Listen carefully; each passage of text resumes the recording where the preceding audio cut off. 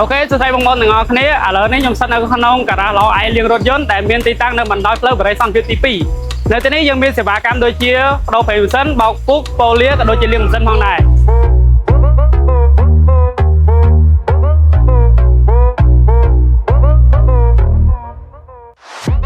ដាច់តែ020ឯង530ទេតែដល់ឥឡូវមានលោតដល់10ខ្សែរៀងគួរសមដោយសារតាក់ស៊ីគាត់ជិះគាត់ដឹងហើយមិនបាច់ទៅអ្នកណាទៅប្រាប់គាត់ថាអូអានេះល្អអានោះល្អទេគាត់ជិះគាត់ដឹងហ្មង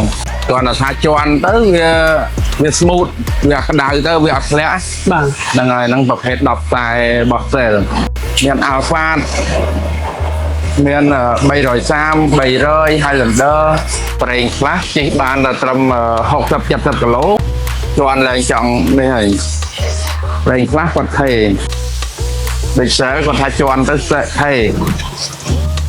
វាអត់មានថាពេលក្តៅទៅវានេះទេ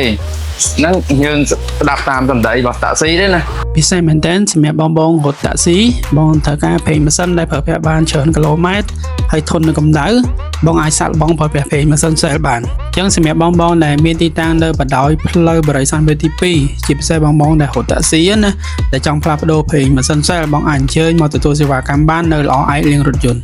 អរគុណជួបគ្នានៅវីដេអូក្រោយ